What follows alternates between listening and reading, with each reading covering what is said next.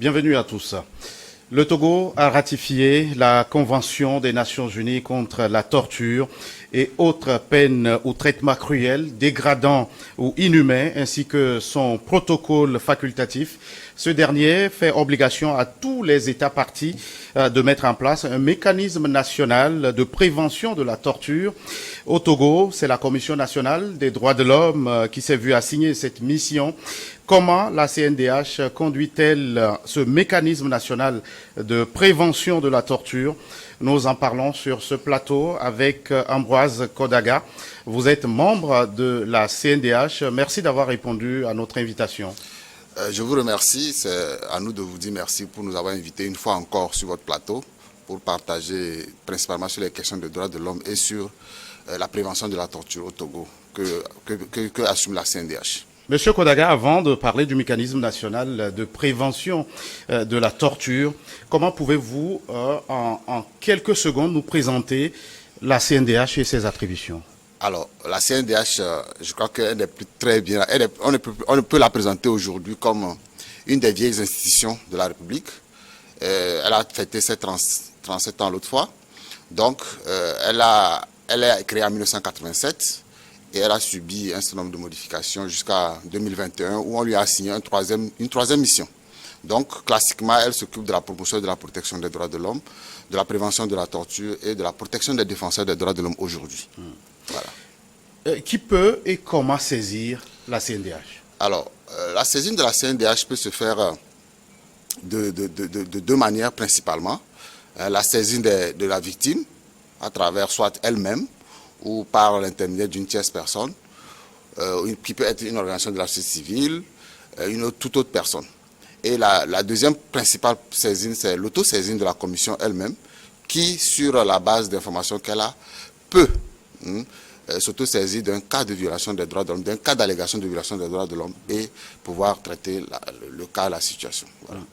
Alors, en plus de son rôle traditionnel, vous l'avez dit, de défense et de promotion des droits de l'homme, la CNDH s'est vue confier la mission de conduire ce mécanisme national de prévention de la torture. D'abord, qu'entendons-nous par torture? Alors, si vous permettez, nous allons lire ensemble la définition de la torture pour que les auditeurs et les téléspectateurs puissent bien la comprendre. Alors, la torture est définie à l'article par la Convention des Nations Unies contre la torture, surtout à son article 1er, qui dit que tout acte par lequel une douleur ou des souffrances aiguës, physiques ou mentales, sont intentionnellement infligées à une personne aux fins notamment d'obtenir d'elle ou d'une tierce personne des renseignements ou des aveux, de la punir d'un acte qu'elle a ou une personne a commis ou est soupçonnée d'avoir commis, de l'intimider ou de faire pression sur une autre personne, une tierce personne, ou pour tout autre motif fondé sur une autre forme de discrimination, quelle qu'elle soit, lorsqu'une telle douleur ou de telles souffrances sont infligées par un agent de la fonction publique ou toute autre personne agissant à titre officiel ou à son instigation ou avec son consentement express ou tacite. Alors, vous comprenez que cette définition est assez longue. Et pour être simple, on pourrait dire que la torture ce sont des douleurs ou des souffrances affligées à une personne dans l'intention de lui soutirer un certain nombre d'informations et elle doit être commise par une personne de la fonction publique ou agissant pour le compte de la personne publique. Alors voilà, il ressort de cette définition 4 éléments essentiels que je vais résumer. Les souffrances ou douleurs physiques, mentales, psychologiques, etc. L'intention de lui soutirer par exemple des aveux, de faire pression sur elle. Les actes doivent être commis par une personne qui agit au nom de la personne publique. Ça peut être une force de sécurité, toute personne qui agit pour le compte de la personne publique peut être, dans ces conditions-là, cette définition rentre, la torture rentre dans cette définition. Donc ça veut dire que si un élément manque, il peut ne pas avoir torture. Donc il faut que les téléspectateurs comprennent très bien que ce sont ces 4 éléments cumulatifs qui permettent de définir la torture. Voilà. Alors, est-ce que ça veut dire que si nous ne sommes pas agent ou dépositaire d'une mission publique, on ne peut pas infliger une torture à quelqu'un? Par principe, non. Cependant, les conventions ont donné quelques exceptions. Il peut y avoir un moment où une personne qui agit pas forcément pour le compte, qui n'est pas une personne publique, peut être taxé, peut commettre un acte de torture. Alors, ça dépend des États. Certains États incluent dans leur législation les personnes privées. Mais il faut par exemple que, c'est pour cela que cette définition dit que ça peut être une tierce personne agissant pour le compte. Ça veut dire que dès qu'une personne privée qui agit pour le compte d'une personne publique commet des actes qui peuvent rentrer dans la définition de la torture, elle peut être considérée comme des actes de torture et passible et rentrer dans la définition de la torture. On va évoquer une autre terminologie. On entend aussi parler, en plus de la torture, de mauvais traitements. Y a-t-il une différence entre les deux? Effectivement, il y a une différence entre la torture et les mauvais traitements. La torture, c'est le summum de l'acte qu'on pose envers une personne. Mais les mauvais traitements sont tributaires, par exemple, de conditions dans lesquelles la personne est, qui ne sont pas forcément liées à la personne qui agit dans ce sens. Donc, mais cependant, aussi bien la torture que les mauvais traitements font partie du travail du mécanisme. C'est pour cela qu'au niveau de la Convention, vous allez voir que la définition des mauvais traitements est distincte de la définition de la torture. Et dans les législations nationales également au Togo, le code pénal, vous allez voir que la définition de la torture est différente, elle est abordée dans un autre article, alors que les mauvais traitements aussi sont abordés dans un autre article. Voilà un peu la différence. Donc, les mauvais traitements ne sont pas assimilables à la torture. Le protocole facultatif de la Convention contre la torture a été ratifié par le Togo le 20 juillet 2010, ce qui implique la mise en place d'un mécanisme national de prévention de la torture dont on parle. Alors, Ambroise Kodaga, quelle en est la portée? Parler de portée du mécanisme, je crois que vous devez parler de son rôle, de ce qu'elle fait et de ce qu'elle a pu faire depuis son moment. La portée alors. Et il s'agit alors d'abord de dire que le mécanisme fait principalement un travail de prévention. Il s'agit de faire de la prévention des actes de torture. Alors, il s'agit d'identifier dans les comportements, dans la législation, toute action ou toute chose qui peut créer ou bien favoriser les actes de torture.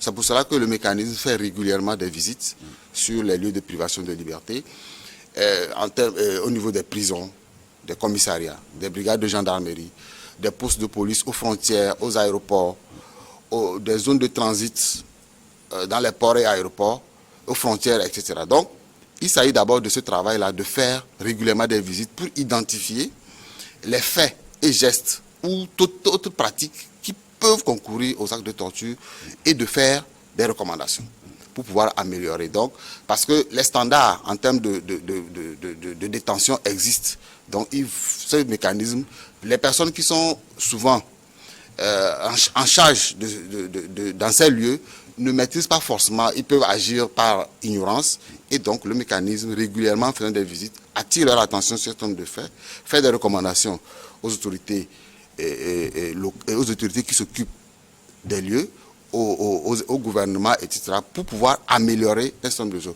Parce qu'un certain nombre d'éléments qui favorisent la torture peuvent aussi exister, par exemple, dans la législation. Donc, c'est pour cela que le mécanisme, il analyse régulièrement la législation nationale se rapportant à la prévention de la torture ou bien à la lutte contre la torture et fait des recommandations sur les lois et les lois pour pouvoir améliorer les conditions de détention. À l'origine de ce mécanisme, c'est le protocole facultatif de la Convention des Nations Unies sur la torture. Alors, que dit ce protocole concrètement? Quelles en sont les grandes lignes? Alors, le protocole, en termes d'innovation, c'est la mise en place d'un système. C'est le seul aujourd'hui qui a mis en place un système de visite, un mécanisme qui existe au niveau international et au niveau national. Il s'agit, au niveau international, vous avez le protocole a mis en place le sous-comité de prévention contre la torture, qui fait un travail de visite dans les États partis, pour visiter les États partis, surtout leurs lieux de détention, et faire des recommandations. Mais au plan national aussi, ce protocole a créé aussi un mécanisme au plan national, de sorte que chaque État qui ratifie ce protocole met en place ce mécanisme national au plan national qui fait le travail de visite. Donc, c'est le système, c'est l'innovation qu'a porté ce protocole au niveau international en termes de convention.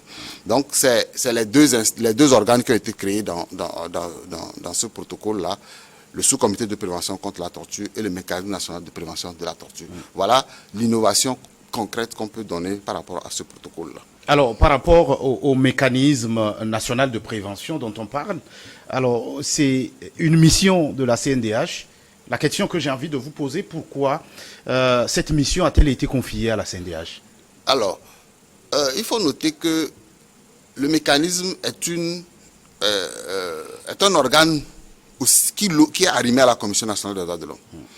Alors, dans le protocole facultatif, on n'a pas donné dans quel cadre on pourrait animer ce mécanisme-là. Alors, il revient aux États de faire le choix. Et un certain nombre d'éléments peuvent faire. Dans d'autres pays, le mécanisme est à part de l'Institution nationale des droits de l'homme. Mais au Togo, vu l'expérience de la Commission nationale des droits de l'homme, qui faisait déjà des visites dans les lieux de détention, et puis aussi le personnel qui était là, on a jugé utile d'arrimer ce mécanisme-là à la Commission nationale des droits de l'homme. L'avantage, c'est qu'on bénéficie des mêmes installations pour pouvoir faire le travail. On a le même personnel et le travail, il y a l'expérience sur le terrain par rapport à ce travail. Donc c'est un choix que le Togo a fait d'arrimer le mécanisme à la Commission nationale des droits de l'homme. Dans d'autres pays, le mécanisme peut être à part. On a le cas du Sénégal et d'autres pays qui ont choisi de mettre en place un autre organe pour gérer cette mission-là. Est-ce que la CNDH assure cette mission en toute indépendance? Oui. Dans la mise en place de mécanismes, dans les conditions, c'est clair que le protocole dit qu'il faut lui donner une certaine indépendance, une certaine autonomie pour faire son travail. Parce que c'est un œil plus ou moins extérieur pour pouvoir observer un peu ce qui se passe dans les lieux de détention et faire des recommandations. Donc l'indépendance des membres, elle n'est pas discutée actuellement. Elle est acquise et le mécanisme, depuis qu'il est opérationnel en 2019, fait son travail, fait régulièrement des visites et adresse des rapports et recommandations aux autorités afin d'améliorer. Le mécanisme également n'a pas de pression, aucune autre pression. Puisque la loi est claire, la loi qui met en place le mécanisme et la Commission nationale est claire qu'aucune autorité politique ou administrative ne s'ingère dans son travail. Elle travaille en toute indépendance. C'est pour cela que un élément important, c'est que les membres sont permanents, ils agissent, ils tiennent leur réunion. Aucune autre pression ne vient d'extérieur. Les recrutements au niveau de la commission se font au niveau de la commission. Tous les actes que la commission pose, elle décide en elle-même et elle pose ses actes. Donc alors, il y a aucune... L'indépendance, elle est totale et acquise. Alors, quel est le mandat de ce mécanisme, précisément? On va aller plus en détail. Alors, en termes de mandat du mécanisme, comme je l'avais dit tantôt, le mécanisme a pour mission principale de faire des visites régulières et inopinées dans tous les lieux de privation de liberté. La loi sur la CNDH dit a fait une liste des lieux où la mission, le mécanisme doit pouvoir visiter. Il a d'abord parlé des prisons, des postes de police, des postes de gendarmerie, des centres psychiatriques, des services de sécurité. La loi même dit que dans les lieux d'exécution des sanctions disciplinaires, des forces de défense et de sécurité, la loi même a donné la possibilité à la commission d'identifier d'autres lieux. Ça veut dire que cette liste n'est pas exhaustive. Cette liste n'est pas exhaustive. Donc la commission elle-même peut à un moment donné, si elle constate qu'il y a des lieux qui méritent qu'elle puisse aller visiter, la loi lui a donné cette possibilité-là. Donc c'est tout un grand avantage pour la commission et c'est une grande ouverture pour montrer l'indépendance aussi de la commission pour qu'elle puisse faire son travail en toute quiétude. Alors, comment se fait la visite? Alors, les visites, c'est le travail principal. Et pour faire une visite, il y a la préparation, il y a l'avant-visite, pendant la visite et l'après la visite. Alors, l'avant-visite concerne quoi? L'avant-visite concerne la préparation. C'est comment on identifie les lieux pour pouvoir faire la visite. Vous connaissez le pays, c'est plusieurs postes de police, plusieurs postes de gendarmerie, etc. Mais c'est sur la base, on identifie où on va aller, etc. L'idéal, c'est de faire les visites régulièrement dans tous les postes, ce qui ne serait pas possible. Mais ça fait 3 ans, 4 ans, on fait progressivement, on avance, on fait au même moment des visites régulières dans les postes, dans les prisons, dans tous les autres, quand nous allons dans les visites, voilà, on identifie alors les prisons autres, nous avons visité toutes, à plus d'une fois d'ailleurs. Nous venons encore de réaliser encore une semaine de visites et nous sommes en train de rédiger le rapport.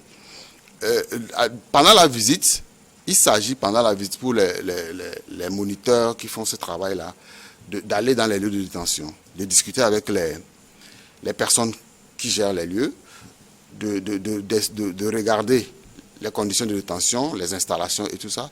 S'il y a des personnes, surtout dans les commissariats et brigades, on va s'entretenir avec elles de manière indépendante et à la fin, on essaie de dresser un rapport avec peut-être des manquements ou des félicitations par rapport aux conditions qui ont été mises en place là-bas. Donc, je souligne aussi que le mécanisme ne s'intéresse pas qu'aux conditions de détention. Il y a également tout le personnel qui travaille parce que des fois, l'environnement dans lequel vous travaillez peut influer le traitement que vous pouvez influer aux personnes que vous gardez. Donc, ce mécanisme, aussi bien pour les détenus que pour le personnel qui travaille dans les lieux de détention, fait ce travail-là. Et enfin, à la fin de la visite, on fait un recoupement d'informations, on triangule, on essaie de voir, parce que ce que nous recueillons des fois sur le terrain n'est pas forcément vrai. On interroge, un détenu peut vous raconter des faits, mais vous allez quand même les jauger en faisant toute l'analyse possible afin de pouvoir bien rédiger votre rapport et savoir quelles recommandations adresser à qui. Et pour pouvoir améliorer, peut-être s'il y a eu un manquement, améliorer cela. Alors, précédemment, vous avez parlé, en soulignant un aspect qui vous semble important, ce sont des visites inopinées. Ça veut dire qu'elles sont surprises. Oui. Alors, est-ce que dans le cadre de vos tournées, de vos visites, vous ne prenez pas le soin d'appeler le commissaire général ou l'agent de police pour lui dire « Ah, demain, il y a une délégation de la CNDH qui sera dans vos locaux ». Oui, la loi dit qu'on peut faire des visites inopinées. Comme vous le dites, inopiné veut dire sans informer, sans avertir, sans attirer l'attention de qui que ce soit. C'est une prérogative que la loi nous donne. Donc, quand nous voulons faire une visite inopinée, on n'a pas besoin d'informer qui que ce soit. Cependant, dans les visites régulières, par exemple, il peut arriver au moment où vous êtes obligé d'informer. Ça dépend des circonstances, des conditions sécuritaires et tout ça pour lesquelles vous pouvez prendre les dispositions pour qu'on puisse venir, qu'on puisse vous attendre pour pouvoir faire le travail. Parce que là où vous allez, eux aussi, ils ont leurs occupations. Donc, ils ont besoin, par exemple, d'être à votre disposition pour écouter. Pour dire que ça n'aura aucune incidence, qu'on informe ou pas, ça n'a pas forcément d'incidence. Ça n'a pas d'incidence. Nous allons marquer une toute petite pause, Ambroise Kodaga, le temps d'une nouvelle édition du journal sur votre chaîne.